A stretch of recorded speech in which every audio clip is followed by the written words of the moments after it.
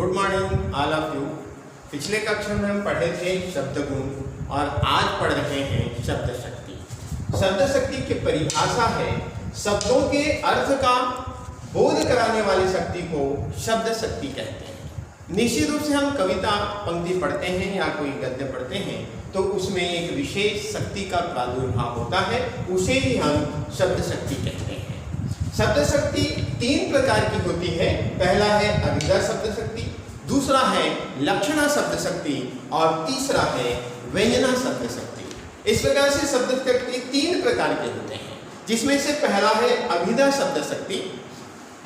जिस शब्द शक्ति के द्वारा किसी शब्द का सीधा एवं प्रचलित अर्थ ज्ञात होता है तो उसे हम अभिधा शब्द शक्ति कहते हैं। जैसे अयोध्या का राजा दशरथ है, जंगल का राजा शेर है। प्रचलित अर्थ है इसे। आज वर्तमान में अयोध्या का राजा दशरथ नहीं है, लेकिन आज भी लोग यही बात कहते हैं कि अयोध्या का राजा दशरथ है।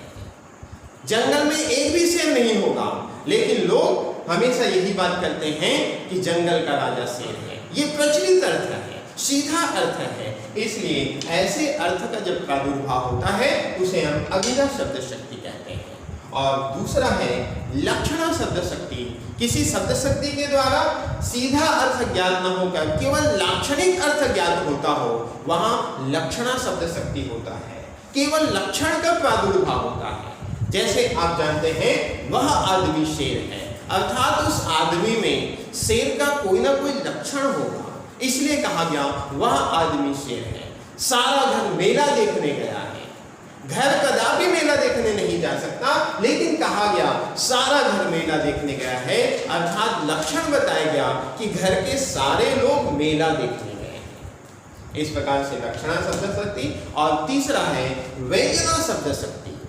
व्यंजना शब्द शक्ति जिस शब्द शक्ति के द्वारा किसी शब्द से अनेक अर्थ व्यंजित होते हैं, जिस शब्द शक्ति के द्वारा अनेक अर्थ व्यंजित होते हैं, वहां पर व्यंजना शब्द शक्ति होता है। जैसे शाम हो गई चलो अब, सुबह होने ही वाली है उठो। शाम हो गई चलो अब शब्द एक है, लेकिन इसके अर्थ अनेक व्यंजित होते हैं। अगर एक ट्यूशन जाने वाले बच्चे के लिए कहा जाए तो शाम हो गई, ट्यूशन जाने का समय हो गया इसलिए चलो अब।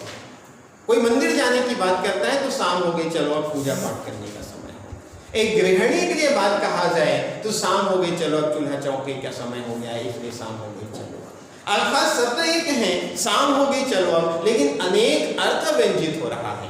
इसलिए जब अनेक अर्थ व्यंजित होते हैं तो वहां पर व्यंजना शब्द शक्ति होता है, वहां पर व्यंजना शब्द शक्ति होता है। तो इस प्रकार से शब्द शक्ति के तीन प्रकार हैं और तीनों प्रकार आपको बता दिया गया है। तो इस प्रकार से बच्चे अब आप ये तैयारी